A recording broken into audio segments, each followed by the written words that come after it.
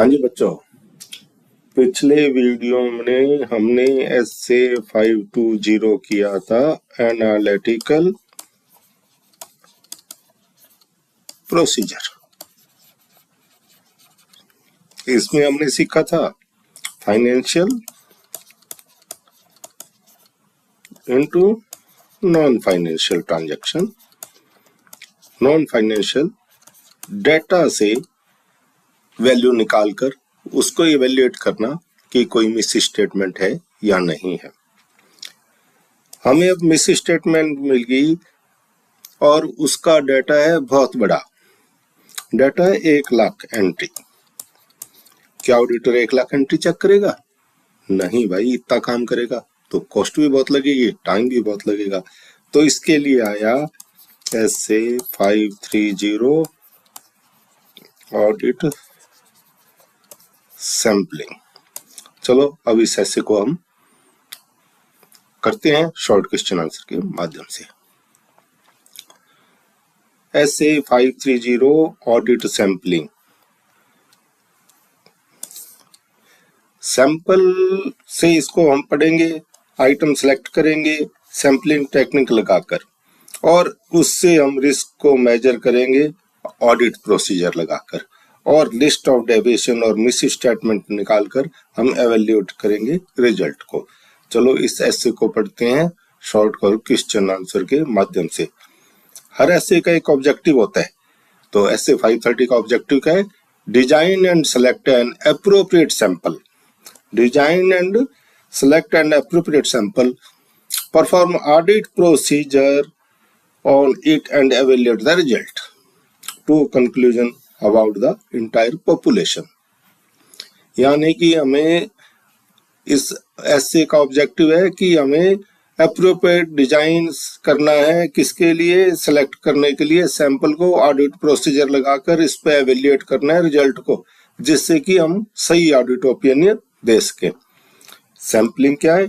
Sampling है कि जब हम 100% से कम 7% से कम कुछ आइटम्स को चेक करते हैं अपना ऑडिट प्रोसीजर लगाकर, उसे कहते हैं audit sampling. Means applying audit procedure to less than 100% of item within the population to draw the conclusion about the whole population.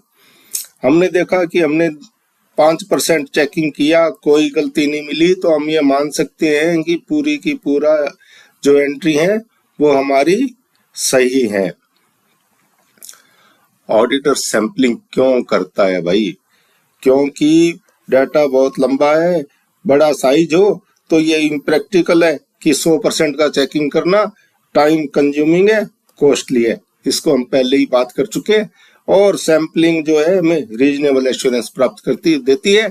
किसके लिए? एफिशिएंट एफर्ट लगाकर।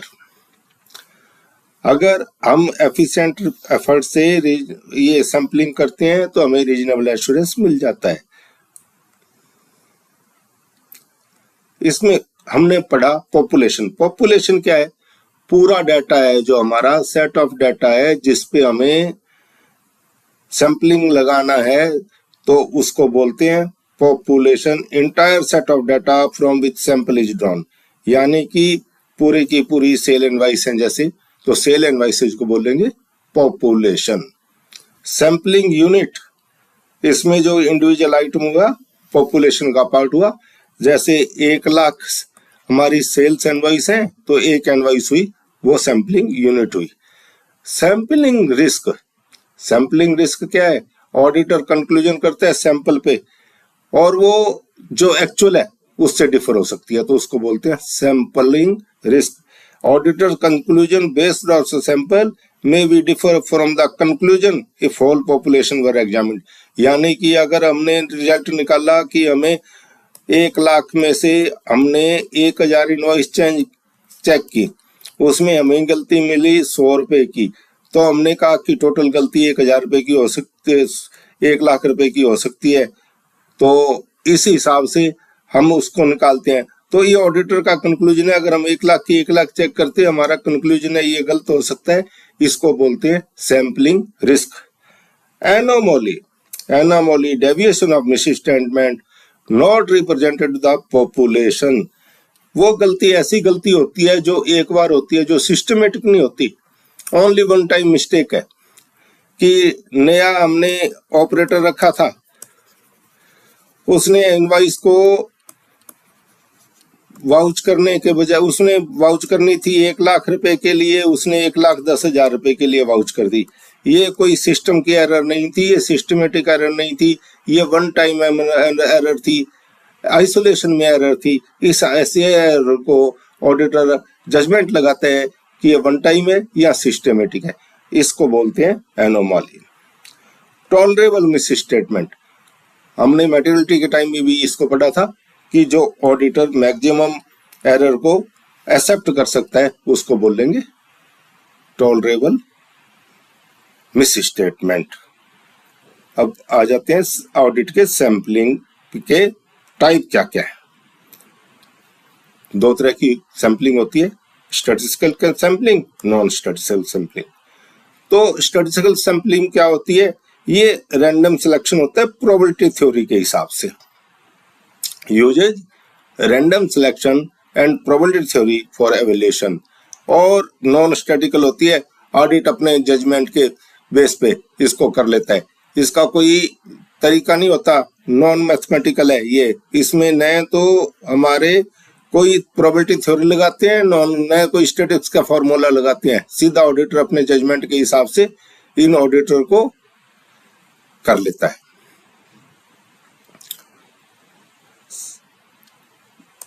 Difference between statistical and non statistical, क्या difference है भैया? Selection है जो उसका करते हैं, स्टैटिकल जो करते हैं वो रैंडम टेबल के हिसाब से करते हैं। नॉन स्टैटिकल ऑडिटर अपने विवेक से, अपने जजमेंट से उस पे करता है।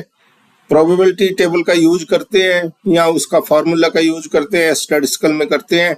और नॉन स्टैटिस्टिकल में कोई फॉर्मूला, कोई प्रोबेबिलिटी का यूज नहीं होता। ऑब्जेक्टिविटी स्टैटिस्टिकल में हाई होती है और नॉन स्टैटिस्टिकल में मॉडरेट होती है। और एग्जाम्पल इसके हैं कि स्टैटिस्टिकल में रैंडम सैंपलिंग है और हैप्जार्ड सैंपलिंग है, कि जो कोई उसने छांटे अपने जजमेंट से कोई भाई आइटम उठा के उसने ले लिए कि मैं तो इन आइटम को चेक करूंगा, वो हैप्जार्ड सैंपलिंग कहते हैं उसको। रैंडम सिलेक्शन में हर आइटम को इक्वल चांस मिलते हैं सिलेक्शन होने के। ये मेथड्स की बात हो रही है। इसको क्या है कि जैसे कंप्यूटर से हमने सैंपल रैंडम टेबल से कंप्यूटर को हमने डाटा दिया कि 1,00,000 में से हमें रैंडम टेबल बनवा दो, तो कंप्यूटर ने हमने सिलेक्शन करके दे दिया, एक रैंडम लिस्ट दे दी, उसको रैंडम लिस्ट बोलते हैं। सिस्टमेटिक होती है, तो सिस्टमेटिक में हमने ये सोचते हैं कि हम एक फिक्स नंबर वाला आइटम पूरे डाटा में चेक करेंगे। जैसे हमने सोच लिया कि हम 10वें आइटम को, हम 10वीं इनवॉइस को चेक करेंगे, तो वो होगा systematic sampling. Every 10th invoice जिसका एग्जाम्पल है। हैप्जार्ड में तो कुछ कोई बेस नहीं होता, कोई ऑडिटर का जजमेंट होता है, वो अपने आप फाइल में से उसने कोई अपनी मर्जी से जो सैंपल निकाल लिए कि मैं इन सैंपल्स को देखूंगा, वो सैंपल होता है। एक होता है ब्लॉक सिलेक्शन। ब्लॉक सिलेक्शन में होता है कि मैं पहले 50 इनवॉइस चेंज कर लूंगा, कंटिन्यूस ब्लॉक है, 1 से 50 कर लिया या 12 से 35 हमने कर लिया। ये क्या है कि ऑडिटर अपने जजमेंट से एक ब्लॉक बना लेता है कि मैं इनमें से 12 से 35 करूंगा, फिर 112 से 135 करूंगा, और इस प्रकार से वो अपनी इनवॉइस को चेक करता है और उस हिसाब से इसको बोलते हैं ब्लॉक सैंपलिंग।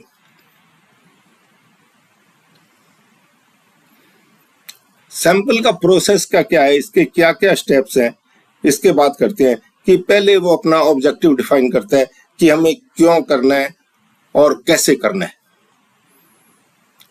हम क्या चेक करना चाहते हैं, ये हमारा ऑब्जेक्टिव है। फिर हम उसका पॉपुलेशन को डिसाइड करते हैं कि ये पॉपुलेशन है, उसमें टोटल सेट ऑफ डाटा लेते हैं। फिर उसकी हम सैंपलिंग यूजिंग डिसाइड करते हैं कि ईच इनवॉइस को करेंगे, या अगर एंट्रीज हैं तो एंट्री के हिसाब से देखेंगे, तो उसको ये सैंपलिंग का डिफाइन हम सैंपलिंग यूनिट करेंगे।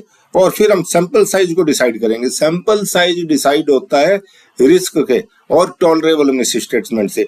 अगर रिस्क ज्यादा है तो हम ज्यादा सैंपल रखेंगे, बड़ा सैंपल रखेंगे। अगर रिस्क कम है तो सैंपल छोटा हो जाएगा। टॉलरेबल मिस स्टेटमेंट ऑडिटर की कम है तो सैंपल साइज बड़ा होता जाएगा और उसके साथ ही ये चलता जाएगा। और सिलेक्ट सैंपल कैसे करेंगे? रैंडम और सिस्टमेटिक करेंगे। और प्रोसीजर क्या प्रेफर करेंगे? सैंपलों को टेस्ट करेंगे। हमने जो यूनिट छांट लिया उन इनवाइसेज को हम चेक करेंगे, उन इनवाइसेज के बारे में हर चीज चेंज करेंगे। हम जैसे मान लो परचेज की कर रहे हैं तो हमने परचेज में छांट लिया तो उसमें देखेंगे कि इसका परचेज ऑर्डर गया था, परचेज के बाद परचेज की इनवॉइस आ गई, गुड्स भी रिसीव हो गए, गुड्स रिसीव में एंट्री हो गई और फिर इसको पेमेंट भी हो गया। तो इतना काम चेक करने से हमारा क्या है कि परचेज की ऑडिट पूरी होगी उस इनवॉइस की। तो उस हिसाब से हम टेस्ट को सैंपल करेंगे और सैंपल को टेस्ट करने के बाद में जो होगा उस रिजल्ट को पूरी पॉपुलेशन पे लगाएंगे और उसको पूरी पॉपुलेशन पे प्रोजेक्ट करेंगे। जैसा कि मैंने बताया कि 1000 सैंपल में से एक आइटम गलत मिलता है तो 1 लाख में से कितने की होगी गलती? 100 की गलती होगी। तो इसको पूरा करेंगे और इस हिसाब से हम सैंपल के रिजल्ट को निकालेंगे। तो सैंपल साइज कैसे होंगे हमने थोड़ी चर्चा कर ली थी कि risk of material miss statement high है तो सैंपल भी बड़ा साइज बड़ा होगा। टॉलरेबल मिस स्टेटमेंट छोटी है तो सैंपल साइज भी बड़ा होगा। मिस स्टेटमेंट बड़ी है तो सैंपल साइज भी बड़ा होगा और पॉपुलेशन साइज बड़ा है तो स्लाइटली लार्ज सैंपल लेंगे।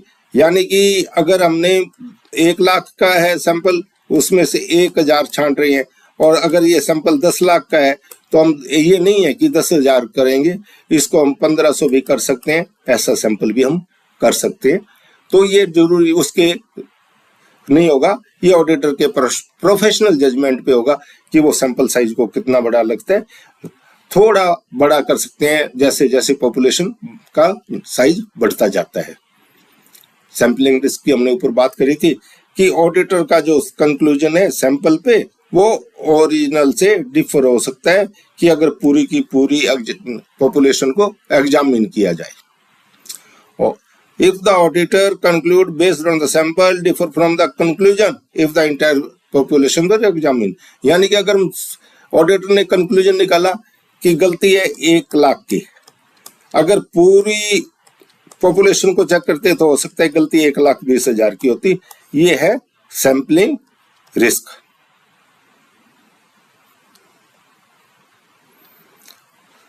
Type of sampling risk: risk of incorrect acceptance, control are effective when they are not।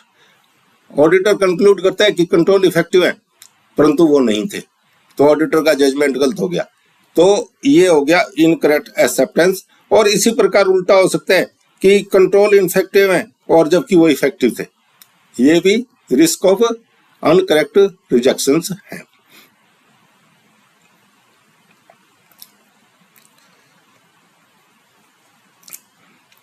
और नॉन सैंपलिंग रिस्क क्या होती है? वो रिजल्ट सैंपलिंग के कारण से नहीं होते कि हमने गलत ऑडिटर प्रोसीजर लगा लिया, हमने गलत इंटरप्रिटेशन निकाल लिया, ये नॉन सैंपलिंग रिस्क है क्योंकि ये सैंपल के कारण नहीं हुई, ये हमारे प्रोसीजर के कारण गलत हुई। यानी कि सैंपलिंग रिस्क है कि हमारा सैंपल गलत हो गया, हमने सैंपल साइज गलत ले लिया, उसके हिसाब से हमने जो रिजल्ट निकाला वो गलत हो गया और हमने सोचा कि एंटाइटी के कंट्रोल बहुत इफेक्टिव है पर एंटाइटी के कंट्रोल इफेक्टिव नहीं थे। हमने जो आइटम चेक किए उन पे कंट्रोल अच्छे प्रकार लगे हुए थे, उनमें गलती नहीं मिली, और जो बिना चेक किए हुए आइटम थे उनमें कंट्रोल वीक थे, वहां गलती ज्यादा थी, तो वो तो हो गई सैंपलिंग रिस्क। और हमने बहुत सारी चेकिंग कर ली कि कंट्रोल वीक है, हमें कोई गलती नहीं मिली, कम गलतियां मिली, तो ये हमारे हुई कि सैंपलिंग रिस्क नहीं थी पर हमें ज्यादा चेकिंग करनी पड़ी। ये सैंपल की रिस्क हुई कि हमें ज्यादा चेकिंग करनी पड़ी, तो वो सैंपलिंग रिस्क है। परंतु अगर हम गलत ऑडिट प्रोसीजर लगा लेते हैं, गलत इंटरप्रिटेशन निकाल लेते हैं, तो वो है नॉन सैंपलिंग रिस्क, क्योंकि सैंपल साइज के कारण वो गलती नहीं हुई। ऑडिटर सैंपल साइज को कैसे एवेल्यूएट करेगा? How does auditor evaluate sample size result? वो जो प्रोजेक्टेड मिस स्टेटमेंट है वो सैंपल पे, पूरी सैंपल को पॉपुलेशन पे लगा देगा, यानी कि जो मिस्टेक्स मिली हैं उनको पूरी पॉपुलेशन पे लगाएगा कि हमने इतने में 1000 आइटम चेक करने में हमें इतनी गलती मिली, तो पूरी की पूरी अपने को गलती करने में जो कितनी मिसस्टेटमेंट हो सकती है, और उसको अपने टॉलरेबल मिसस्टेटमेंट से मैच करेगा। अगर यहाँ गलती में कोई इनकंसिस्टेंसी मिलती है तो वो अपना फर्दर टेस्टिंग या एडजस्टमेंट को अगर कोई जरूरत है तो उसको जज करेगा अपने प्रोफेशनल जजमेंट, नॉलेज और एक्सपीरियंस से।